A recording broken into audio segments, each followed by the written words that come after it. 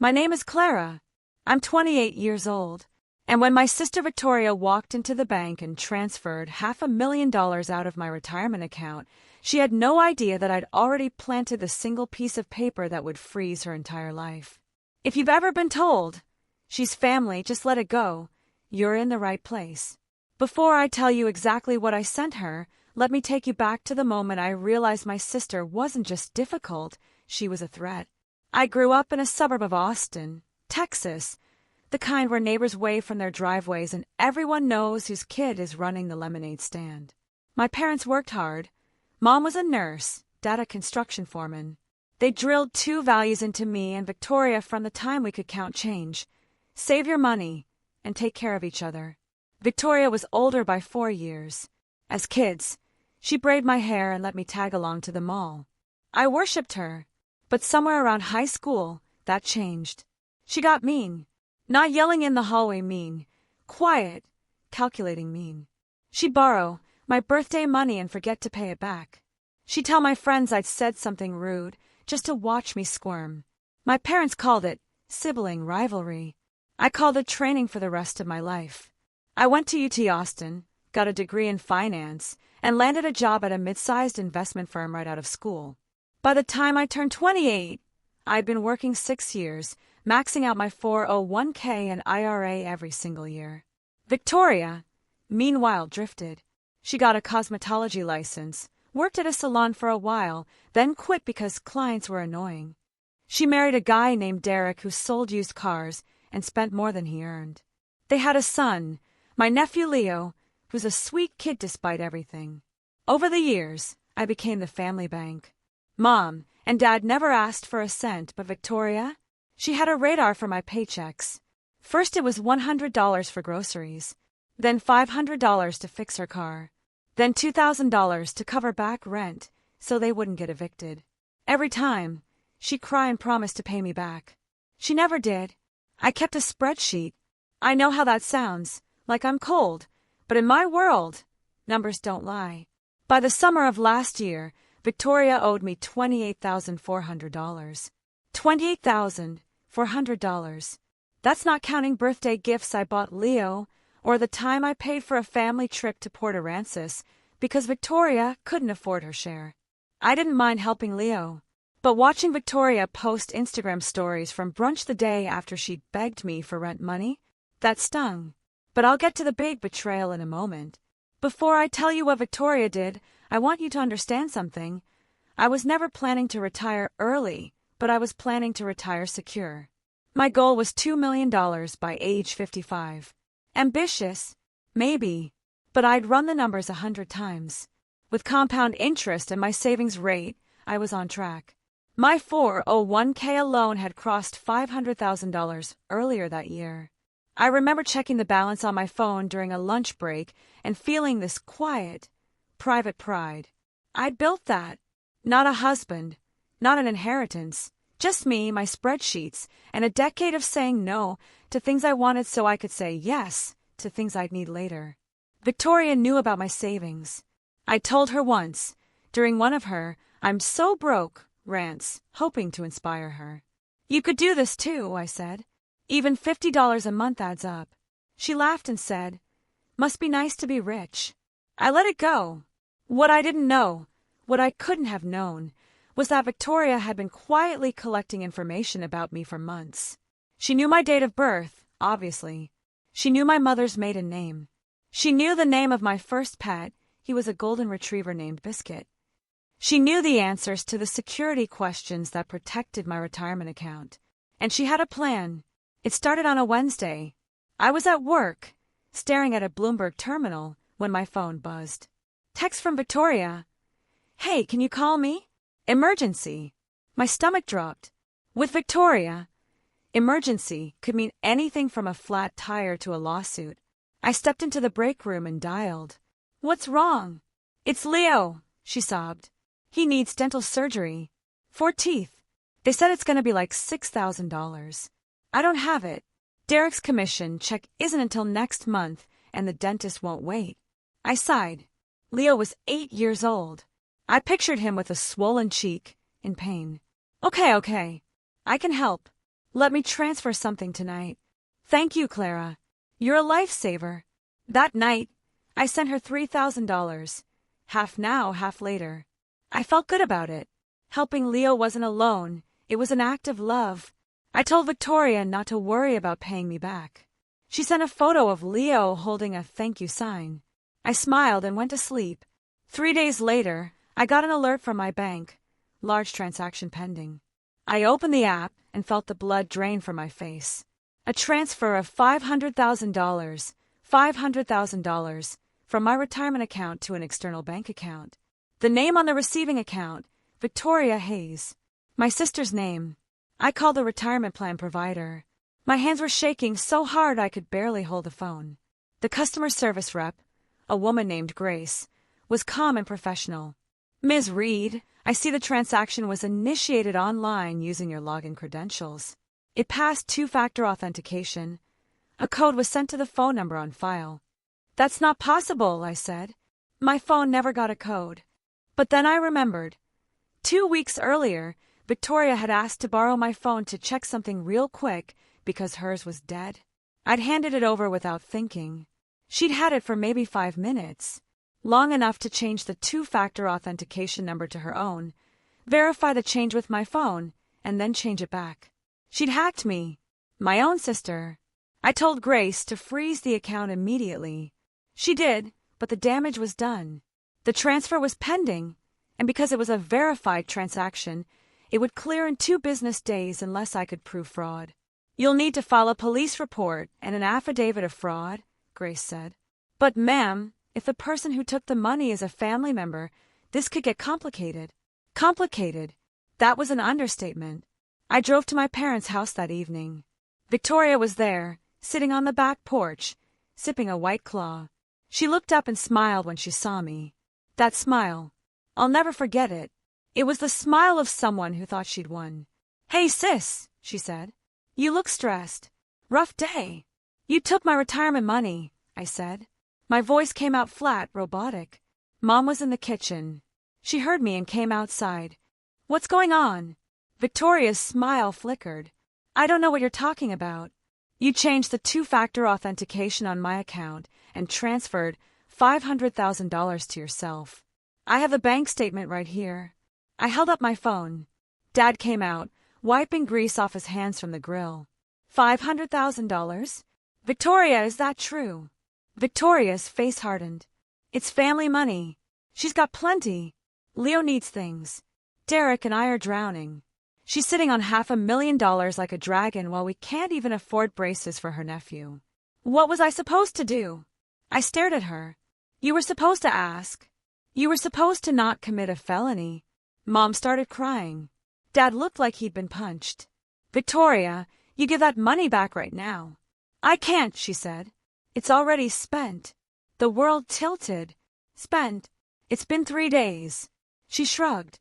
"We paid off credit cards. Put a down payment on a new car for Derek.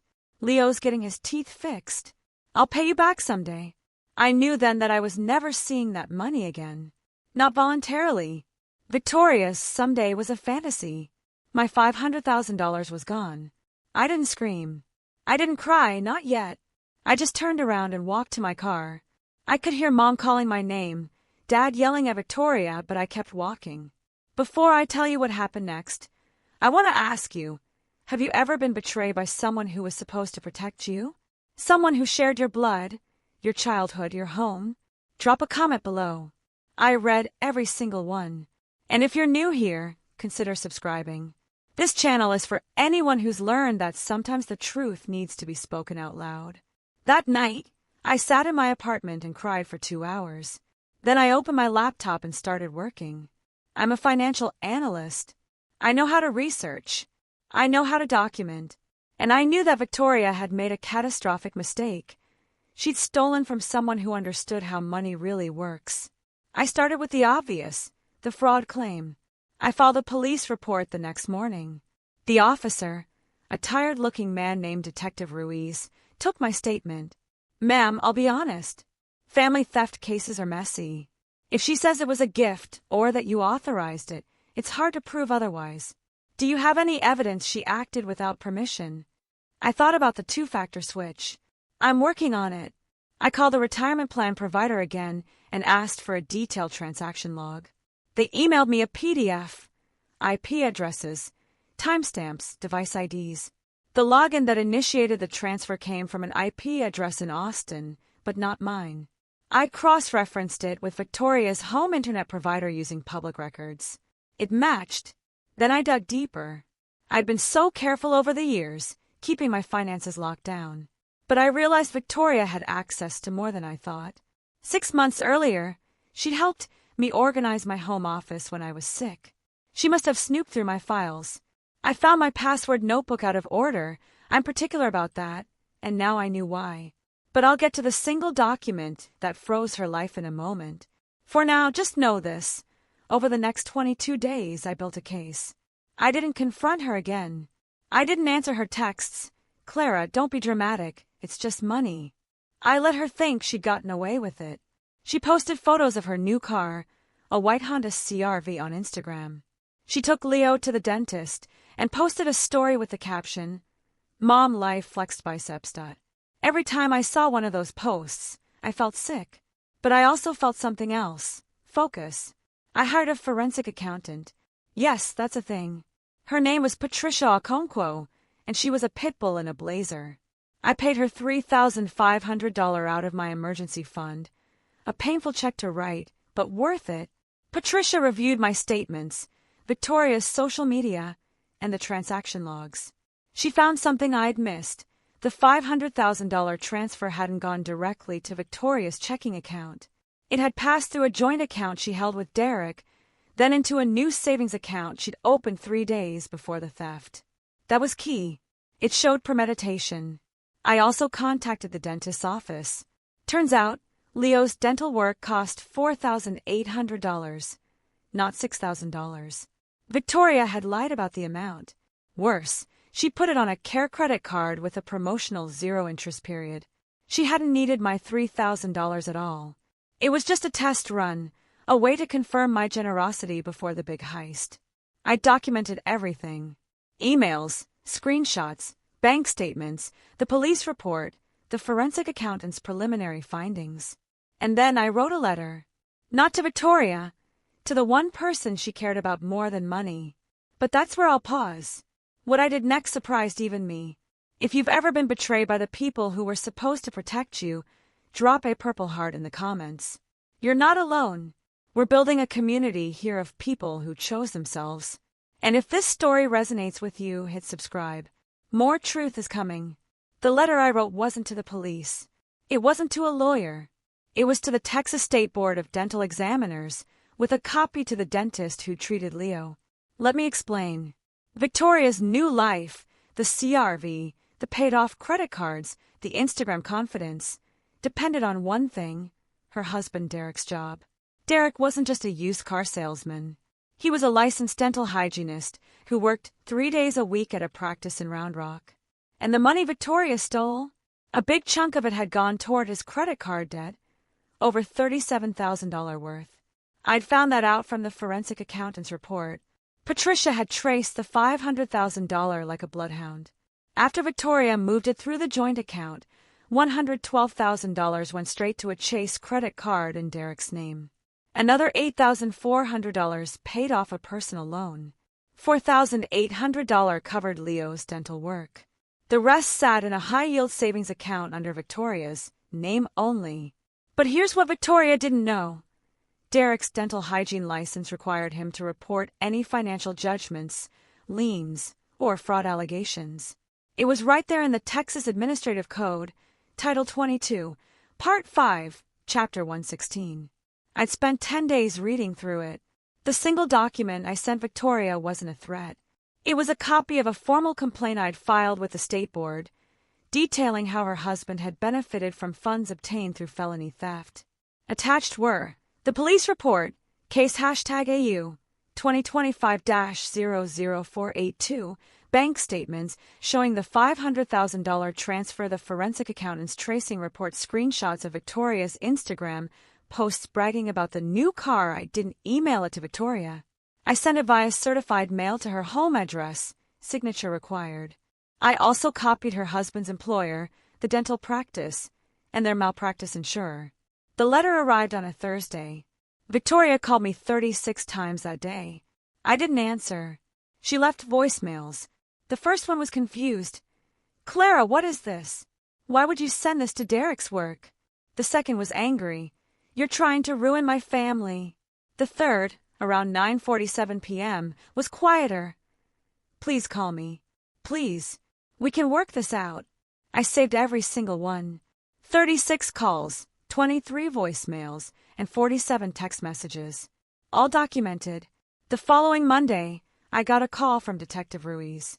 "Ms. Reed, we just received a call from a Derek Hayes. He's claiming you're harassing his wife and threatening his license. I wanted to let you know we've reviewed the complaint you filed with the dental board. It's not harassment. It's a legitimate report. We're moving forward with a fraud investigation." That was the first crack. The second crack came 3 days later. I was at work when my phone buzzed with a notification from my retirement plan provider. "A dispute has been filed regarding transaction #TXN88743321. I called Grace immediately. "Ms. Reed, we've been contacted by Chase Bank," she said. "The account that received your funds is under review for fraud. Because you filed the police report within 72 hours and provided the forensic documentation, we're initiating a clawback.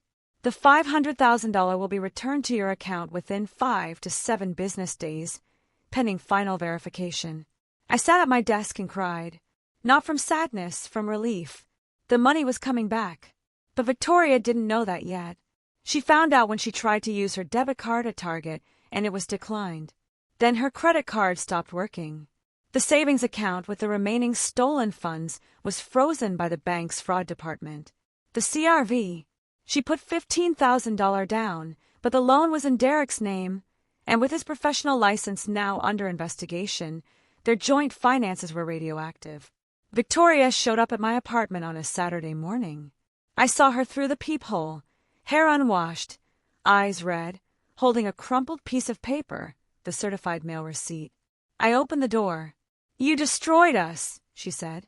Her voice cracked. "No," I said. "You destroyed yourself. I just handed you the shovel." She tried to push past me, but I stepped into the doorway. "Derek might lose his license. Do you understand that? Leo needs his father to have a job. We can't pay the mortgage. The bank froze everything." "You stole $500,000 from me," I said. "You lied about Leo's dental work. You used my phone to bypass two-factor authentication. You committed multiple felonies, and you're standing here asking me to feel sorry for you." She stared at me like I was a stranger.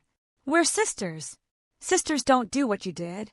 I handed her a single sheet of paper, the same document I'd sent her, but with a new page attached.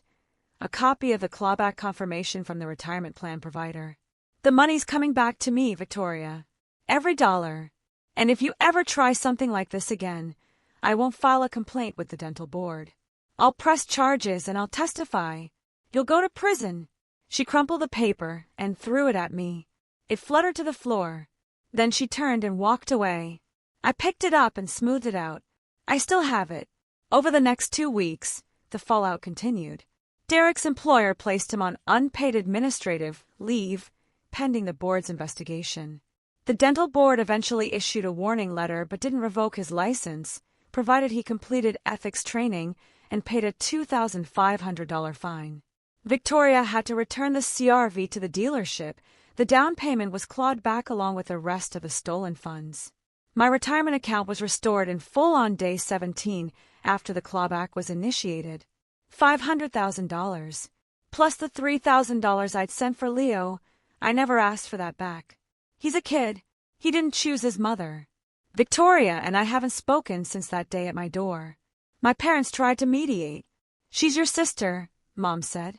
"Can you find it in your heart to forgive?" I told her, forgiveness doesn't mean giving someone another chance to hurt you. It means letting go of the anger so you can heal. I'm working on that. But trust is earned. And Victoria hasn't earned a single cent of it. Conclusion and final lesson here's what I learned from this nightmare. Financial betrayal doesn't just take your money, it takes your sense of safety. For weeks after the theft, I couldn't sleep. I checked my bank accounts at 2 a.m., 3 a.m., 4 a.m. I changed every password, enabled biometric locks, and froze my credit. But I also learned something else. The truth, when documented, is a weapon. Numbers don't lie. Paper trails don't forget. And in a world where family can be your greatest liability, the best defense is a good record-keeping system. If you're watching this and you've ever been taken advantage of by someone you love, I want you to hear this. You are not a bad person for protecting what's yours. You are not selfish for setting boundaries. And you are not required to set yourself on fire to keep someone else warm. Victoria thought she could steal my future because she believed I'd never fight back. She was wrong. The single document I sent her wasn't a lawsuit, it was a mirror. It showed her exactly who she'd become. And she couldn't look away. Subscribe for more stories where the truth comes out. Next week, a brother who inherited $3.8 million and cut his entire family off with a single email. And tell me in the comments, would you have forgiven Victoria, or would you have done exactly what I did? I want to know your story.